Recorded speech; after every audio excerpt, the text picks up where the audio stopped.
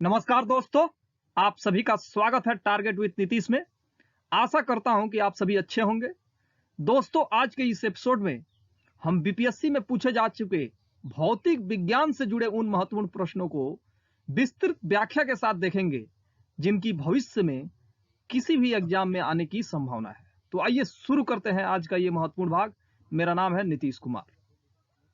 दोस्तों, आज के इस एपिसोड का कोट है, slow and steady wins the race.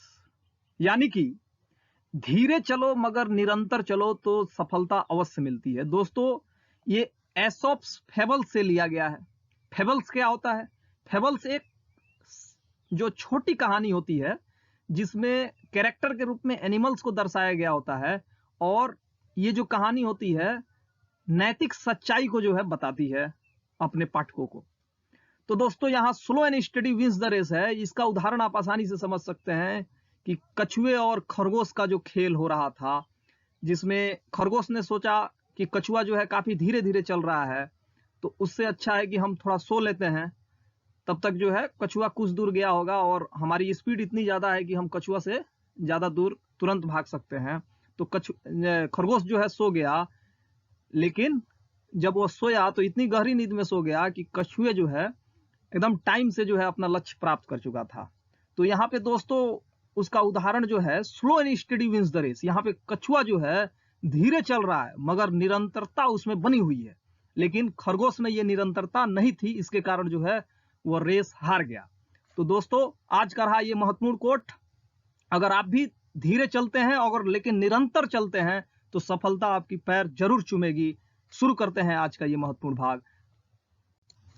पहला प्रश्न है, निम्न तत्वों में से किसमें न्यूट्रॉन नहीं होता है? ऑप्शन ए है ऑक्सीजन, ऑप्शन बी है नाइट्रोजन, ऑप्शन सी है हाइड्रोजन, ऑप्शन डी है तांबा, और ऑप्शन ई है उपयुक्त में से कोई नहीं या उपयुक्त में से एक से अधिक। दोस्तों, जैसा कि आप जानते हैं कि पीरियोडिक टेबल का हाइड्रोजन एकमात्र ऐसा तत्व है जिसका परमाणु क्रमांक भी एक होता है और द्रव्यमान संख्या भी एक होता है, यानी कि मास नंबर। और दोस्तों, मास नंबर से आप जानते हैं कि मास नंबर क्या बताता है? मास नंबर बताता है कि परमाणु के नाभिक में प्रोटॉनों और न्यूट्रॉनों की टोटल संख्या का कुल योग कितना है।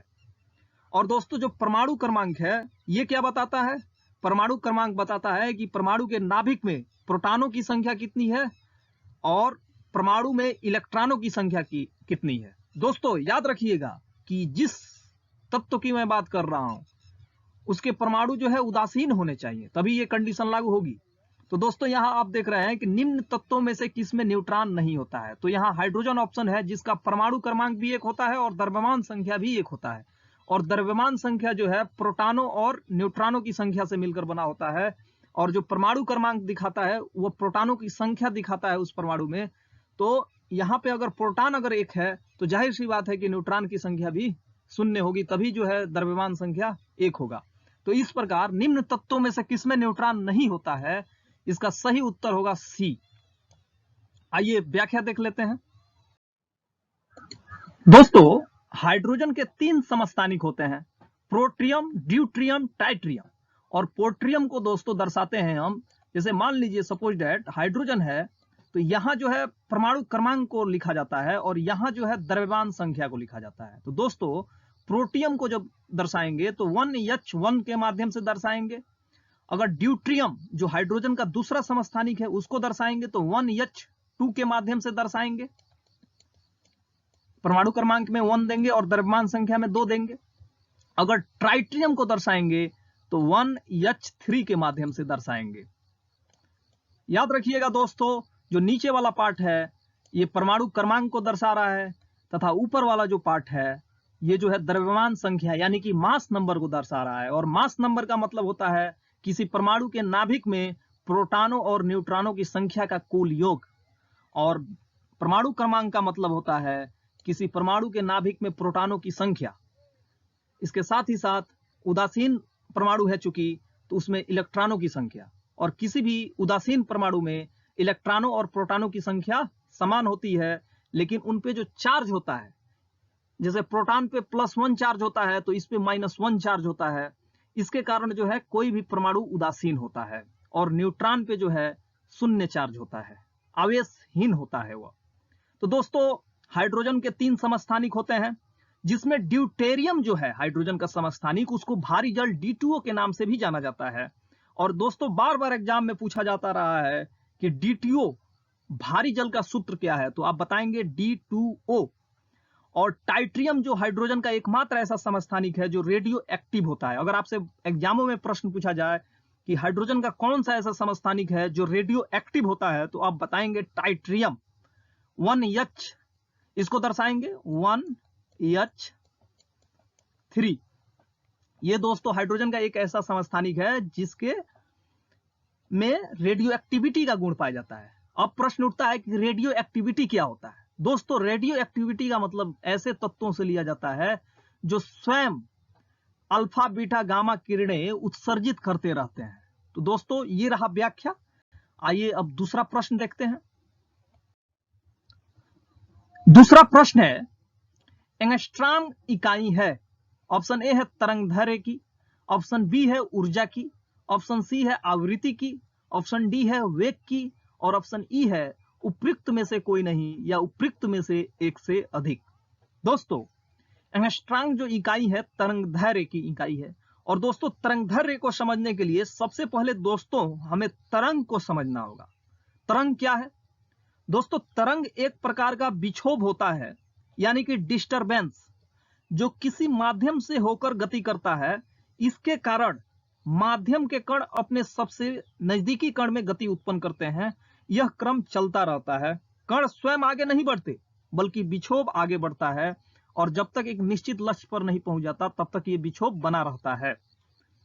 तो दोस्तों मान लीजिए सपोज दैट एक कोई वस्तु है इस तरह करके, तो इसमें ये छोटे छोटे कण हैं। तो जब इसमें विक्षोभ उत्पन्न होगा तो इसको धक्का मारेगा, और ये कण जो है इसको धक्का मारेगा। ये विक्षोभ जो है धक्का मारते मारते जाएगा, यहाँ अंत तक जाएगा, जहां तक जो ग्राही होगा वहां तक पहुंच न जाए तब तक ये विक्षोभ उत्पन्न हुआ रहेगा। तरंग को समझने के बाद दोस्तों हम तरंगदैर्घ्य को अब आसानी से समझ सकते हैं। मान लीजिए सपोज दैट यह एक माध्यम है, और यहां से जो है तरंग चलना चालू की। माध्यम के कण जो है इनके लंबवत जो है तरंग चल रहा है इस तरह करते हुए। तो दोस्तों ये जो ऊंचा वाला भाग है, ये उठा हुआ जो भाग है एकदम शीर्ष पे, इसको जो है हम शीर्ष या श्रृंग के नाम से जानते हैं। शीर्ष या श्रृंग। और दोस्तों जो नीचे है, नीचे वाला भाग है, इसको जो है हम गर्त के नाम से जानते हैं। गर्त। तो दोस्तों अगर आपसे पूछा जाए कि तरंगदैर्घ्य क्या है, तो तरंगदैर्घ्य हम बोलेंगे कि दो क्रमागत श्रृंगों अथवा गर्तों के बीच की जो दूरी है उसको ही हम तरंगदैर्घ्य बोलते हैं। तो दोस्तों ये जो है क्रमागत शीर्ष है, यानी कि श्रृंग है। तो इनके बीच की जो दूरी होगी उसको हम जो है लैम्डा से दर्शाएंगे, यानी कि ये तरंगदैर्घ्य है। और देख रहे हैं दोस्तों कि ये दूरी माप रहा है, तो इसलिए जो तरंगदैर्घ्य का मात्रक होगा SI मात्रक वह मीटर होगा। इसी प्रकार यहाँ पे दोस्तों ये गर्त है। इस लाइन के जो नीचे होंगे, सबसे निचला भाग होगा वो गर्त कहलाएगा, और लाइन के जो ऊपरी भाग होगा वो शीर्ष कहलाएगा। यहाँ शीर्ष ये है, ये शीर्ष है, ये शीर्ष है, ये शीर्ष है, और यहाँ पे ये गर्त है, और यहाँ पे ये गर्त है। तो अगर आपसे तरंगदैर्घ्य की बात की जाएगी तो आप कहेंगे कि दो क्रमागत श्रृंगों या शीर्षों अथवा दो क्रमागत गर्तों के बीच को जो दूरी होगी उसे ही वेवलेंथ के नाम से जाना जाएगा, और इसका SI मात्रक मीटर होगा। अगला प्रश्न, आवृत्ति को मापा जाता है। ऑप्शन ए है हर्ट्ज में, ऑप्शन बी है मीटर प्रति सेकंड में, ऑप्शन सी है रेडियन में, और ऑप्शन डी है वाट में, और ऑप्शन ई है उपयुक्त में से कोई नहीं या उपयुक्त में से एक से अधिक। दोस्तों आवृत्ति जो होता है किसी भी तरंग का, जब तरंग किसी माध्यम में संचरण कर रहा होता है तो तरंग के किसी कण द्वारा 1 सेकंड में पूरे किए गए दोलनों की संख्या होती है। तो इस प्रकार आप देख सकते हैं कि जो आवृत्ति होगी वो उसको हम 1/t के माध्यम से दर्शा सकते हैं। 1/t यानी कि 1 सेकंड में उसके द्वारा उसके जो कण है तरंग के, उनके द्वारा कितनी कंपन की जा रही है उसे ही उस तरंग की आवृत्ति बोलेंगे। तो तरंग का अगर हम मात्रक निकालना चाहें तो हम निकाल सकते हैं 1/सेकंड, यानी कि प्रति सेकंड जो है इसका मात्रक होता है। प्रति सेकंड, यहां माइनस देंगे 1। प्रति सेकंड जो मात्रक होता है दोस्तों, इसको हर्ट्ज के नाम से भी जाना जाता है फाइनली रूप से। अगर आपको एसआई मात्रक कहा जाए तो जो प्रति सेकंड आ रहा है इसको हर्ट्ज के नाम से जाना जाता है, जो जर्मनी के भौतिक शास्त्री हेनरिच रुडोल्फ हर्ट्ज के नाम पर रखा गया है। और दोस्तों आवृत्ति को ग्रीक अक्षर म्यू से दर्शाया जाता है। और दोस्तों एक ढोल को आप 1 सेकंड में जितनी बार पीटते हैं वो आपके द्वारा ढोल को पीटने की आवृत्ति है। उसी प्रकार ध्वनि तरंग 1 सेकंड में जितनी बार कंपन करती है उसे आवृत्ति कहा जाता है। आवृत्ति का एसआई मात्रक हर्ट्ज होता है। एक सामान्य मनुष्य 20 हर्ट्ज से 20,000 हर्ट्ज की आवृत्ति की ध्वनि को ही सुन सकने में सक्षम होता है। अगला प्रश्न, घड़ी में प्रयोग होने वाली कार्ज क्रिस्टल होते हैं। ऑप्शन ए है सोडियम सिलिकेट, ऑप्शन बी है सिलिकॉन डाइऑक्साइड, ऑप्शन सी है जर्मेनियम डाइऑक्साइड और ऑप्शन डी है टाइटेनियम डाइऑक्साइड और ऑप्शन ई है उपयुक्त में से कोई नहीं या उपयुक्त में से एक से अधिक। दोस्तों घड़ी में प्रयोग होने वाली जो कार्ज होती है उसके क्रिस्टल सिलिकॉन डाइऑक्साइड के होते हैं, SiO2। इस प्रकार क्वेश्चन नंबर 4 का सही उत्तर बी होगा। आइए व्याख्या देख लेते हैं। घड़ी में प्रयोग होने वाली कार्ज क्रिस्टल सिलिकॉन डाइऑक्साइड के होते हैं। यद्यपि प्राकृतिक रूप में इनमें कुछ रॉक क्रिस्टल और राइन स्टोन के रूप में पाए जाते हैं, इनका प्रयोग वाणिज्यिक रूप से होता है, वे मानव निर्मित होते हैं। कार्ज क्रिस्टल का प्रयोग रेडियो टेलीविजन में भी किया जाता है। अगला प्रश्न, विद्युत शक्ति का इकाई है। ऑप्शन ए है एम्पियर, ऑप्शन बी है वोल्ट, ऑप्शन सी है कूलाम, ऑप्शन डी है वाट और ऑप्शन ई है उपयुक्त में से कोई नहीं या उपयुक्त में से एक से अधिक। दोस्तों जैसा कि विद्युत शक्ति जो होता है पावर, आप जानते हैं कि इकाई समय में किए गए कार्य को ही हम जो है शक्ति कहते हैं। तो यहां विद्युत शक्ति की बात हो रही है। दोस्तों विद्युत शक्ति का जो फॉर्मूला होता है W/T होता है, मतलब इकाई समय में किए गए कार्य को ही विद्युत शक्ति कहते हैं। तो अगर हम इसका MKS पद्धति में मात्रक निकालें तो कार्य का मात्रक जो होता है जूल होता है, फाइनली जूल, और समय का जो मात्रक होता है सेकंड होता है। तो जूल प्रति सेकंड को ही हम विद्युत शक्ति का मात्रक कहेंगे, जिसको एक रूप में जो है एक शब्द में क्या कहेंगे, वाट कहेंगे। ये जूल प्रति सेकंड जो है इसको एक शब्द में हम वाट कहेंगे। तो इस प्रकार विद्युत शक्ति का इकाई जो है वाट होगा। क्वेश्चन नंबर 5 का सही उत्तर डी होगा। आइए व्याख्या देख लेते हैं। विद्युत शक्ति का दोस्तों यहां फॉर्मूला दिया हुआ है कार्य बटे समय, जिसको हम लोग समझ चुके हैं। आगे बढ़ते हैं। दृश्य स्पेक्ट्रम की तरंगदैर्घ्य की सीमा है। ऑप्शन ए है 1300 एंगस्ट्रॉम से 3900 एंगस्ट्रॉम, 3900 एंगस्ट्रॉम से 7600 एंगस्ट्रॉम, 7800 एंगस्ट्रॉम से 8200 एंगस्ट्रॉम, 8500 एंगस्ट्रॉम से 9800 एंगस्ट्रॉम। तो दोस्तों इसका सही उत्तर होगा 3900 एंगस्ट्रॉम से 7600 एंगस्ट्रॉम। तो इस प्रकार क्वेश्चन नंबर 6 का सही उत्तर बी होगा। दोस्तों ये जो फॉर्मूला जो प्रश्न है ये रटने वाला प्रश्न है, इसको आप किताबों में पढ़ सकते हैं, क्लास 10th में भी मिल जाएगा, 9th में भी मिल जाएगा, जहां प्रकाश की बात हो रही होगी। तो आप जो है दोस्तों इस चैप्टर को जो है जो क्लास 10th का प्रकाश वाला चैप्टर है उसमें पढ़ सकते हैं और विस्तृत जानकारी इस पे प्राप्त कर सकते हैं। दोस्तों ये है इसका व्याख्या। दृश्य स्पेक्ट्रम की तरंगदैर्घ्य 3900 एंगस्ट्रॉम से 7800 एंगस्ट्रॉम होता है। यह व्यक्ति के उम्र, आंखों की क्षमता, प्रकाश स्रोत की दूरी एवं तीव्रता आदि के बातों पर निर्भर करता है। अगला प्रश्न, आर्द्रता किस उपकरण से मापी जाती है? ऑप्शन ए है हाइड्रोमीटर, ऑप्शन बी है हाइग्रोमीटर, ऑप्शन सी है पायरोमीटर, ऑप्शन डी है लैक्टोमीटर और ऑप्शन ई है इनमें से कोई नहीं या इनमें से एक से अधिक। दोस्तों आर्द्रता जिस उपकरण से मापी जाती है उसका नाम है हाइग्रोमीटर। आर्द्रता क्या होती है? तो दोस्तों हवा में जलवाष्प की मात्रा को ही आर्द्रता कहते हैं, ह्यूमिडिटी कहते हैं। तो ह्यूमिडिटी, जब वायुमंडल का ह्यूमिडिटी मापी जाएगी तो हाइग्रोमीटर का प्रयोग किया जाएगा।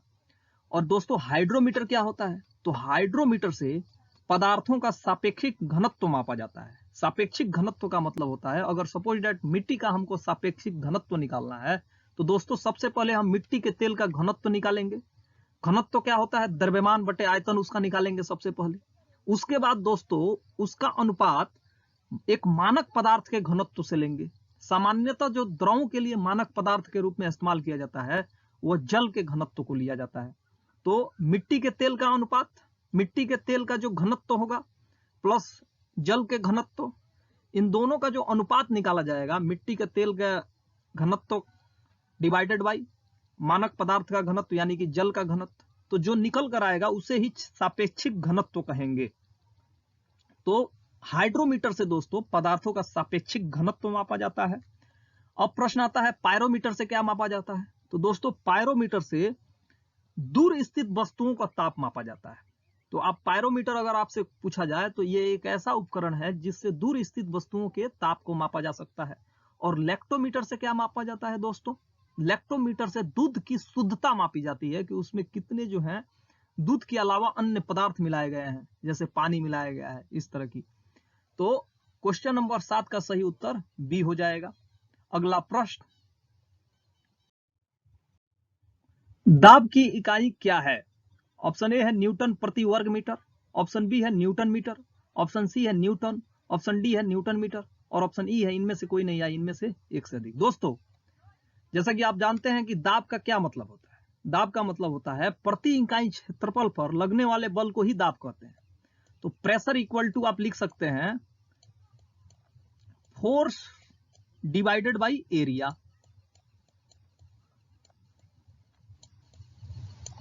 तो फोर्स को जो एसआई मात्रक होगा न्यूटन होगा और एरिया का मात्रक होगा मीटर स्क्वायर या सेंटीमीटर स्क्वायर, जिसमें भी आप एरिया निकालना चाहेंगे। तो यहां दोस्तों ऑप्शन में मीटर दिया हुआ है तो एरिया का मात्रक मीटर स्क्वायर हो जाएगा। तो इस प्रकार जो दाब का इकाई हो जाएगा न्यूटन प्रति वर्ग मीटर हो जाएगा। तो इस प्रकार क्वेश्चन नंबर 8 का सही उत्तर ए होगा। आइए व्याख्या देख लेते हैं। किसी तल के इकाई क्षेत्रफल पर लगने वाले बल को ही दाब कहते हैं। Pressure equal to force by area होता है।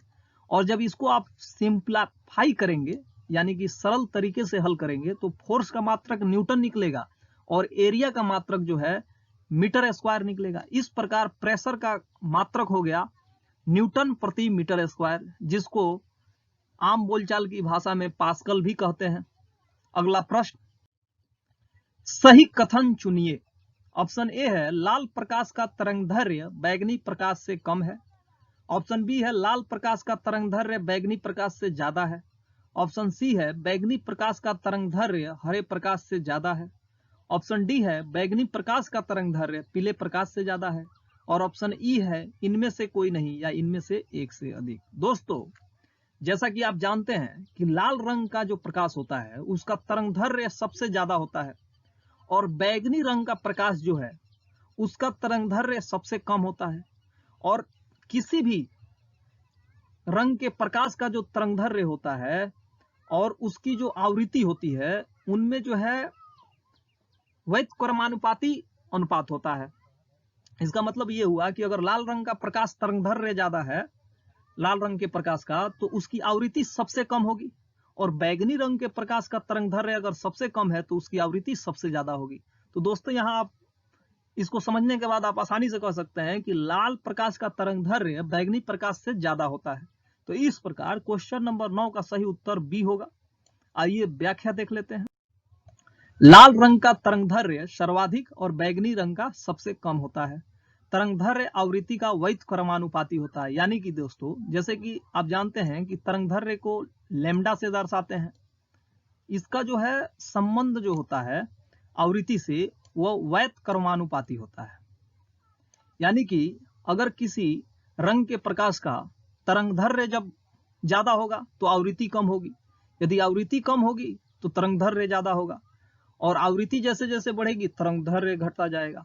अगला प्रश्न, एक परमाणु का धनावेशित हिस्सा कहलाता है। ऑप्शन ए है प्रोटॉन, ऑप्शन बी है न्यूट्रॉन, ऑप्शन सी है इलेक्ट्रॉन, ऑप्शन डी है न्यूक्लियस और ऑप्शन ई है इनमें से कोई नहीं या इनमें से एक से अधिक। दोस्तों हम लोग पढ़ चुके हैं कि किसी भी परमाणु के नाभिक में प्रोटॉन और न्यूट्रॉन होते हैं और इनको संयुक्त रूप से एक साथ न्यूक्लियन कहा जाता है। और न्यूक्लियन का मतलब होता है कि प्रोटॉनों की संख्या प्लस न्यूट्रॉनों की संख्या। और आप जानते हैं कि प्रोटॉन एक धनावेशित कण है और न्यूट्रॉन जो है आवेशहीन है। तो प्रोटॉन के कारण ही किसी परमाणु का नाभिक जो है धनावेशित होता है, जिसे न्यूक्लियस भी कहते हैं। तो इस प्रकार क्वेश्चन नंबर 10 का सही उत्तर डी होगा। व्याख्या देख लेते हैं। एक परमाणु के केंद्र का धनावेशित हिस्सा नाभिक या न्यूक्लियस कहलाता है। नाभिक परमाणु का केंद्रक होता है। परमाणु के नाभिक में प्रोटॉन और न्यूट्रॉन होते हैं। प्रोटॉन दोस्तों जो होता है वो धनावेशित होता है, प्रोटॉन धनावेशित होता है, जबकि न्यूट्रॉन जो होता है आवेशहीन होता है। इनको एक साथ मिलाया जाता है तो उसे ही न्यूक्लियन कहते हैं, न्यूक्लियन कहते हैं। प्रोटॉन धनात्मक आवेश युक्त मूलभूत कण है, जबकि न्यूट्रॉन उदासीन कण है, जिसके कारण नाभिक धनावेशित होता है। प्रोटॉन की खोज रदरफोर्ड ने तथा न्यूट्रॉन की खोज चैडविक ने की थी। दोस्तों आपको एक फॉर्मूला याद होगा, ईंट पर नाच। ईंट पर नाच, ईंट पर नाच जो दोस्तों है, ईंट यहां पर दिखा रहा है कि इलेक्ट्रॉन की खोज जे टॉमसन ने की थी। पर जो है यहां पर पी जो है प्रोटॉन दिखा रहा है, प्रोटॉन की खोज रदरफोर्ड ने की थी। और नाच, नाच का मतलब हुआ न्यूट्रॉन की खोज, एन से न्यूट्रॉन, चैडविक ने की थी। तो दोस्तों आज का ये रहा महत्वपूर्ण भौतिक विज्ञान पर आधारित प्रश्नों की महत्वपूर्ण श्रृंखला। आशा करता हूं कि ये श्रृंखला आपको लाभान्वित करेगी और आने वाले एग्जाम में आप सफलता की एक नई बुलंदी को हासिल करेंगे। दीजिए इजाजत, कल फिर मिलेंगे 7:30 बजे शाम को एक नए भाग के साथ और एक नए टॉपिक के साथ। तब तक के लिए नमस्कार, शुभ विदा।